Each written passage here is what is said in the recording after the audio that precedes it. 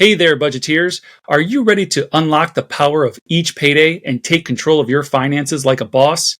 Introducing the Payday Power Planner from New Money Habits. This isn't your average budgeting tool. Oh no. With the Payday Power Planner, you'll harness the unique rhythm of your paychecks to supercharge your financial game. Say goodbye to the confusion of monthly budgets and hello to the clarity of every payday. You'll know exactly when money is coming in and when it's going out, giving you the edge you need to stay on top of your finances. But that's not all. With the Payday Power Planner, you'll easily spot whether you're rocking a surplus or facing a deficit. Armed with this knowledge, you'll make informed decisions that set you up for financial success. It's time to transform your relationship with money and create the new money habits you need to achieve financial freedom.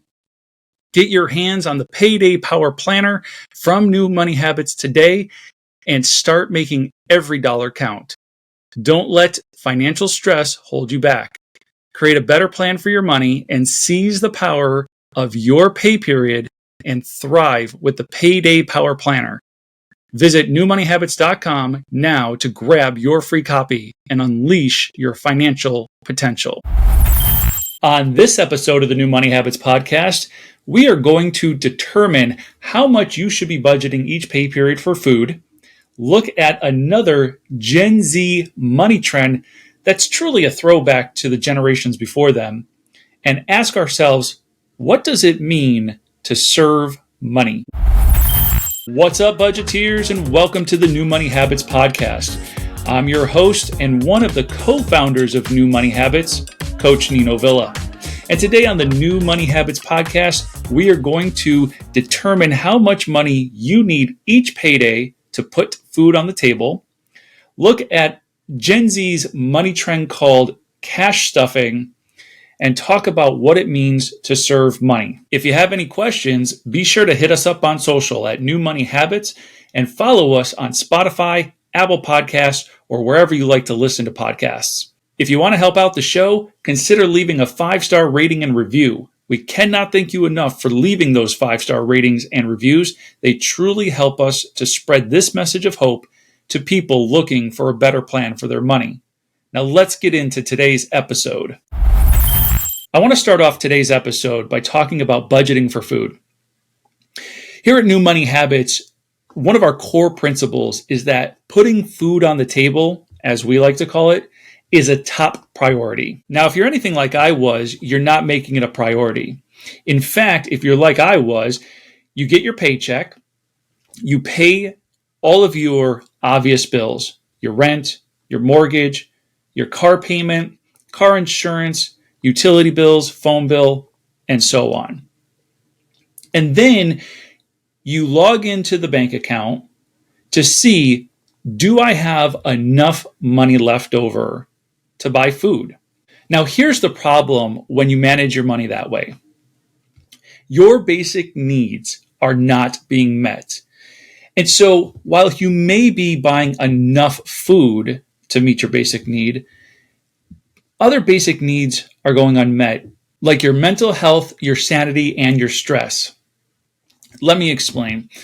See, you may be in the vicious cycle I found myself in before I started my New Money Habits. And that cycle is I was taking money that I had from my paycheck to try to pay down my credit card, only to free up enough space on the credit card that I didn't have any cash left over to buy groceries. So I turned to the credit card to buy the groceries. And I was just in this vicious cycle of paying the credit card down just enough to free up enough space to have to then again use it to go and buy food.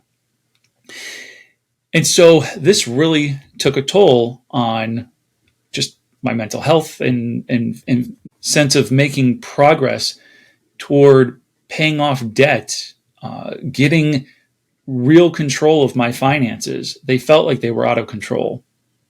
And so when our priorities are out of alignment, our life can feel like it's a little bit out of alignment. And so here's the solution. It's time to create a new money habit. It's time to do something differently. It's time to make putting food on the table a true priority.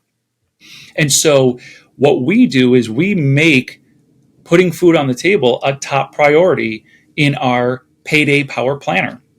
If you download our Payday Power Planner, you're going to notice that putting food on the table is actually listed before some other traditional expenses.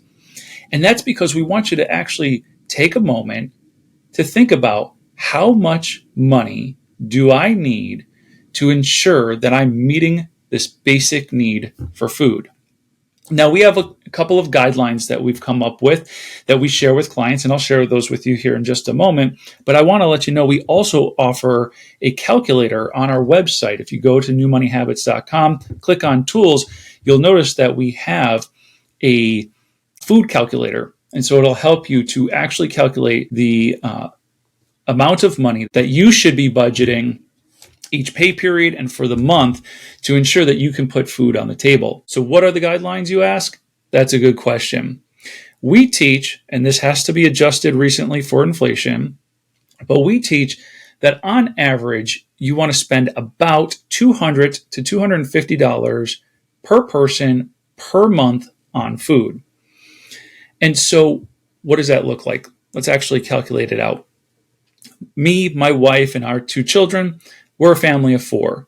So if we take the benchmark of $200 per person per month for food, well, then we know that 2 times 4 is $800. And so we should be budgeting $800 a month for putting food on the table.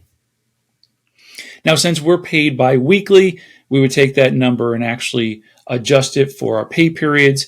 And so we would take that number divided by 2, and it becomes $400 every 2 weeks for grocery shopping. And so this is a guideline, and it should help you to kind of set a benchmark that you can measure against. Are you spending that much money on food? And if not, are all of your food needs being met, or do we need to adjust? Are you spending more than that? And if so, is there some waste there? Or is there a little bit of indulgence there? And so maybe you can adjust downward. I want to be clear, when it comes to putting food on the table, considering it is a top priority, you don't have to use the $200 or $250 benchmark. But what I really do encourage clients to do is ask themselves, how much money are you willing to spend on food before you feel like, wow, we're spending a lot of money on food. Now, again, it's a top priority. So it should be something that you are spending, a considerable amount on, but within reason. I think the other thing that I would encourage our listeners to really consider is how much of your food budget or the money that you're budgeting to put food on the table includes eating out. When I first started coaching, I'll tell you, I was really kind of a stickler for encouraging clients to go grocery shopping, to pick up food at the store, bring it home, and cook their meals at home. Because we know that for the most part, it is going to cost much less to go grocery shopping and to make meals at home than it costs to go out and eat out. But I've been doing this for a number of years now, and the more I work with people who are single, the more I work with families that are incredibly busy, the more I have to come to the realization that the reality is eating out is a part of the game. Eating out is just a part of how people spend money to put food on the table, and that is okay. I have challenges. I have techniques and things that I want clients to think about differently. So I ask a series of questions. I get them to think a little bit differently about how they might feed their entire family and save themselves a little bit in the pocketbook. And so, just as an example, I'm working with a couple recently with 3 children, so a family of 5, and talked about when they go out, is there food that multiple family members enjoy the same, so that when they go out, they can maybe order a single meal. And since portion sizes are so large, that maybe they can start to share that portion. And so they're ordering less. So instead of ordering 5 separate meals, maybe they're ordering 2 or 3 meals, and that food is being shared amongst the family. And so it's just a different way of looking at how do we spend our dollars on putting food on the table, even if it includes eating out, that maybe we can reduce costs a little bit. And truth be told, for that couple and their family, it also eliminated a lot of waste.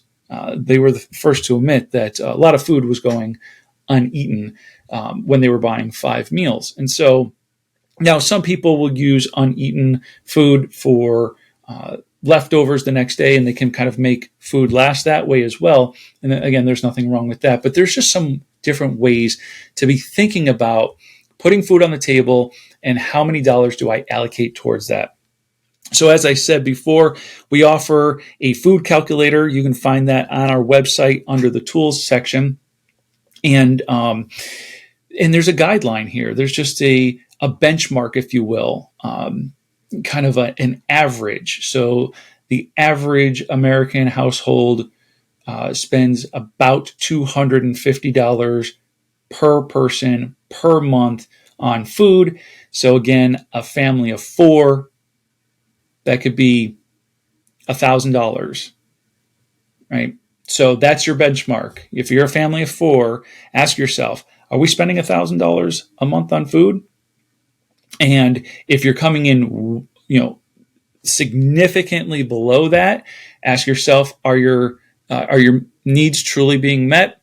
And if you're spending more than that, just ask yourself, are there ways that we might be able to cut back? Or is it just, this is what we spend? Now, let me also kind of end with this. When I talk about budgeting for putting food on the table, I specifically mean food. So when I sit down with clients for the very first time and we talk about how much they spend at the grocery store or how much they spend on groceries, their trips to the grocery stores typically almost always include them picking up toiletries, cleaning supplies, and other things that are not food. So this is specifically carving out a dollar amount for food. So whether you go to the grocery store, whether you're eating out, whether it's a combination of both, that trip to the grocery store, these dollars are allocated just for food. The way I share it with clients all the time is when my wife and I made this change where we were going to kind of separate out our food budget from our toiletries and other things that we get at the grocery store, it basically came down to this. Can I put it in my mouth? Can I eat it? If I can eat it, then that's part of our food budget. If it's something we pick up at the grocery store that I cannot consume, that I cannot eat, then we have a separate budget line item for toiletries and getting all of the cleaning supplies and those things that we need. So this really is focused just on food. So often I ask clients, how often do you go to the grocery store? And when you go to the grocery store, on average, how much do you spend? And they give me a number, but then I have to pull that apart and we have to try to figure out how much are you truly spending on food and how much are you truly spending on things that are not food, but it's still part of your grocery run.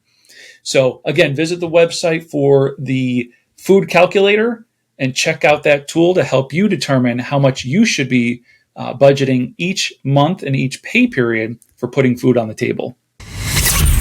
In our last episode, I addressed an article that talked about 5 trends of Gen Zers. And I specifically addressed one of the 5 trends, and I wanted to address a second trend in that article today. This trend, air quotes, it makes me smile. It brings a smile to my face because it's not a new trend. It is an oldie but a goodie. And I think Gen Z is just waking up to good, sound financial habits. And so this one is really interesting. It's called cash stuffing. And if that title gives anything away, you probably can already sense where this is going. But it says that cash stuffing is a good strategy to save money. Most people think of Gen Z as a tech-savvy digital native who want to do everything via mobile app. But many Gen Zers like to save money the old-fashioned way. See, there it is, the old-fashioned way, by handling cold, hard cash. Go figure. Cash stuffing is the Gen Z nickname for the envelope method. There it is. If you're familiar with the envelope system, you know exactly what we're talking about. But it goes on to say it's about setting specific spending goals each month and then assigning a fixed amount of cash for each purpose.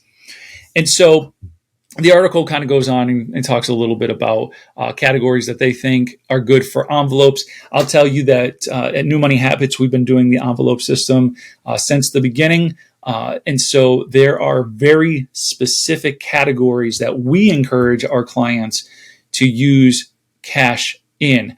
And the first is what I actually talked about earlier in this episode, and that is for food.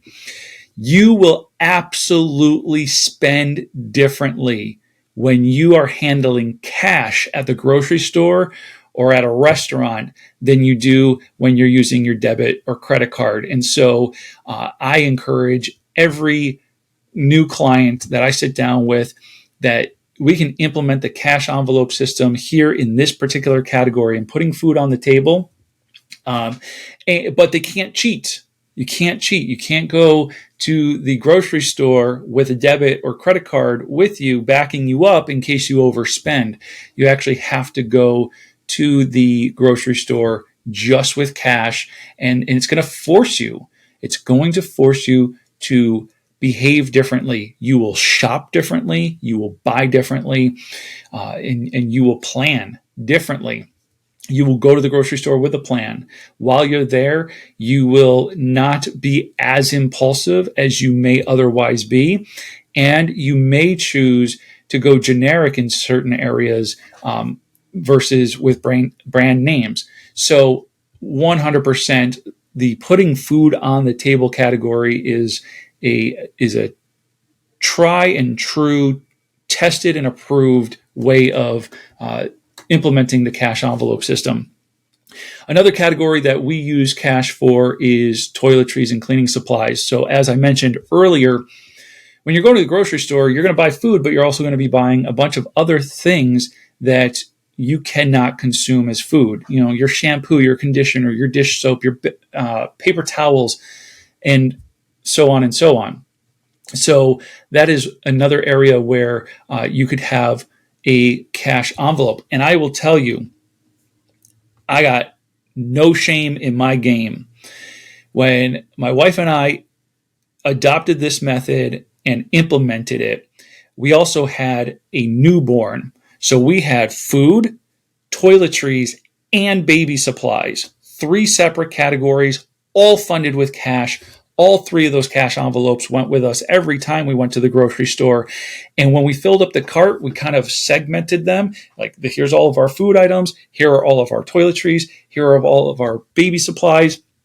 And then when we got to the conveyor belt, because that was 13 years ago, this before self-checkout was all the craze, we would get to the conveyor belt. We would put all of our food items up there, grab that little plastic divider, put it on the conveyor belt, put all of our toiletries up there, grab another plastic divider, and put all of our baby supplies up there. And then the food got paid for out of the food envelope.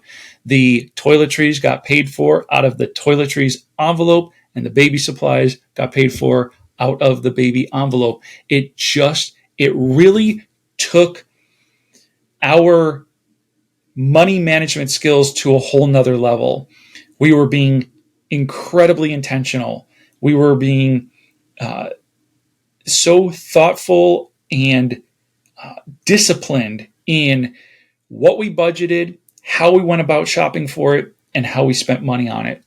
And so would encourage everybody to have a food envelope and a toiletries envelope and go to the grocery store with both of those and spend on food from the food envelope and on toiletries from the toiletries envelope. Another category that we teach our clients to use cash for is personal care expenses. And so this would be for men going to the barber shop, for women going to the hair salon, and things of that nature. So if I am going to go get a haircut and I have cash on me, it's just one of those places where I can spend cash instead of having to manage it with a debit or a credit card and then trying to figure out how to implement that into the budget. Nope, just go to the ATM, grab cash for these categories, including haircuts, and so that when we go, we can just spend the cash. Another category that's really good for this type of thing is pet care needs. And the reason why a cash envelope is so good for pet care needs is because you can kind of determine how much money do I want to be saving out of every paycheck into this envelope. And so when you go and you run to the ATM and you take out cash for all of your envelopes, you're stuffing this envelope with some cash. Now let's just, for argument's sake, say it's $50. And so in that 2-week period, maybe you had to go, for us, we have 2 dogs. And so there's grooming, there's food, that sort of thing. So maybe in that 2-week period, there was some grooming. And so we spent from it.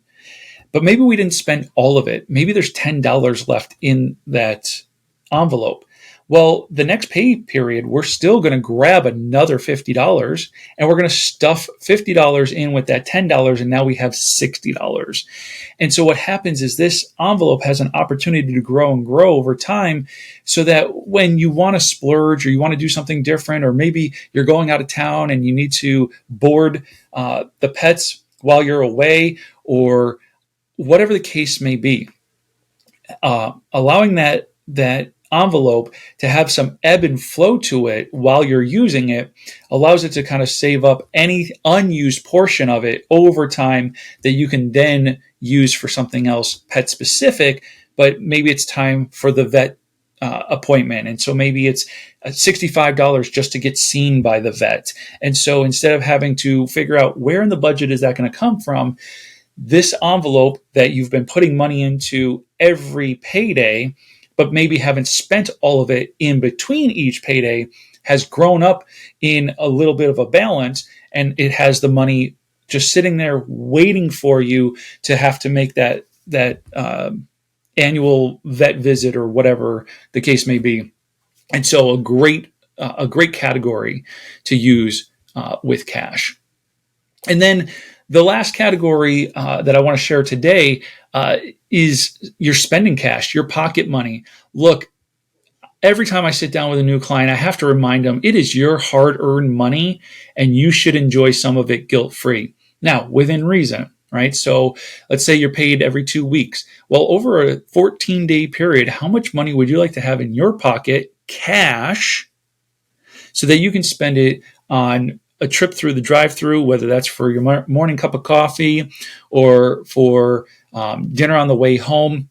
But how much cash would you like to have in your pocket that you get to spend guilt-free on those what I like to call incidentals, the things you're not necessarily going to put into your budget, but things that you want to spend money on when you have some cash. And so let me review those 5 categories for you real quick. You got food, toiletries, personal care like going to get a haircut, pet care needs, and spending cash. So in those 5 areas, they are great for using the cash envelope system.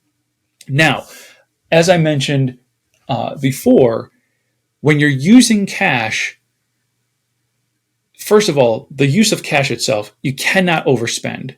It's physically impossible If I have $20 on me and I go to the nearest drive-through, I cannot spend more than $20. I just can't. So the other part of that is leave the debit and credit card at home.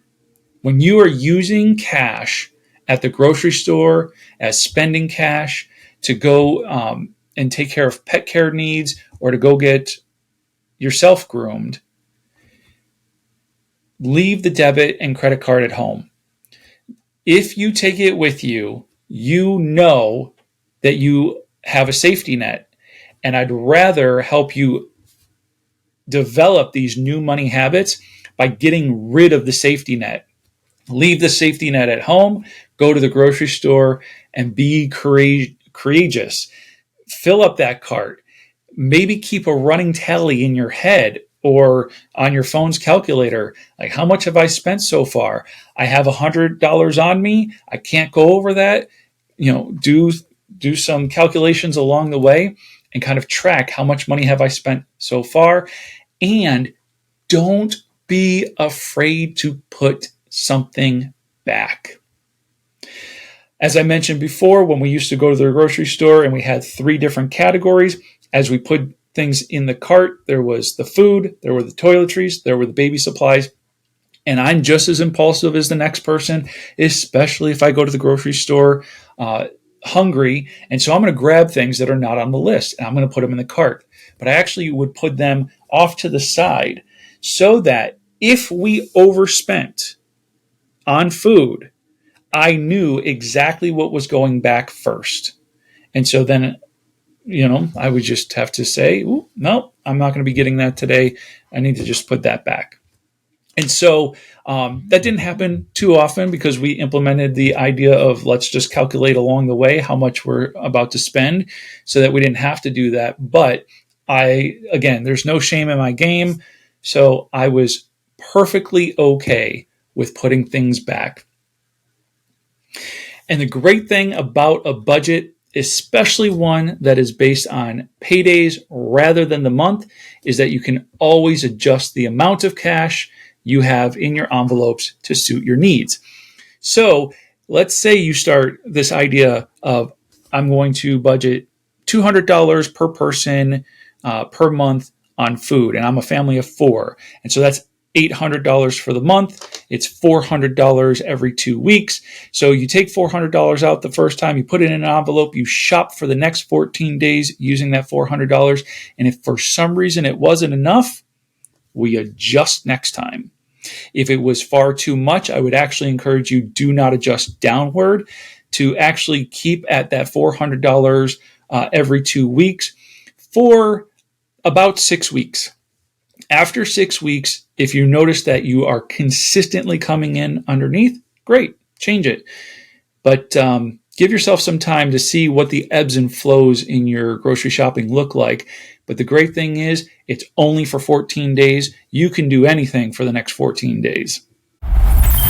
Hey there, budgeteers. Are you tired of feeling like your finances are running the show? Well, it's time to flip the script and take charge of your money with New Money Habits Financial Coaching. This isn't your typical financial advice. New Money Habits is about empowering you with the knowledge and tools you need to make savvy money moves and build a solid financial foundation. Here's the deal. We're offering a free discovery session to kickstart your journey to financial freedom. Yep, you heard me right. Free. In this session, one of our experienced coaches will help you to pinpoint your financial goals and create a better plan for your money. We're talking about mastering your money mindset, picking up practical money management skills, and having someone to hold you accountable along the way. So, if you're ready to kiss financial stress goodbye and say hello to a brighter financial future, then schedule your free session today to create the new money habits you need to achieve financial freedom. All right, my friends, let's talk about what does it mean to serve money. Well, in God's holy scriptures, in the Gospel of Matthew, in chapter 6, verse 24, Jesus says, "No one can serve 2 masters, for you will hate one and love the other. You will be devoted to one and despise the other. You cannot serve God and be enslaved to money." So what does that mean? What does it mean to serve money or to be enslaved to money? Well, when I think about this, I think about what are we serving? Who are we serving? How are we serving? And so to serve money, there's an extreme here, right? If you're serving money in a completely immoral and maybe even an illegal way, well, then you might be lying and stealing and cheating for money, right? That's kind of the extreme. Illegal activity or just immoral activity. If you're a salesperson and you know that you're lying to people in order to make a sale, that's one way that we end up serving money. But a more common example would be having a drive and a desire to make more money, even at the expense of one's marriage or relationships with children and that sort of thing. And unfortunately, that is far too common. That is far too common, especially in the society here in the United States, that we are so driven for more, to make more, to have the next title, to get that raise so that we can then consume, whether it's a larger house, a newer car, the latest gadget. And so that drive and that desire to make more money so that we can have these different things often, unfortunately, comes at the expense of a healthy marriage and spending quality time with your spouse, or having the relationship you truly desire with your children, because unfortunately, maybe you've put work first too often. I want to remind everybody, money itself is amoral. It has no morals, and there's no inherent moral intent with money. It is not a bad thing to have money. It's just a matter of the position that we give money and what we do with that money. A brick is also amoral, and a brick is often used to build a building, and that is a good and noble use for a brick. But a brick can also be used to smash in a car window and to steal it. And so that is not a good and honorable use of a brick. And so we have to think about money in a very similar way.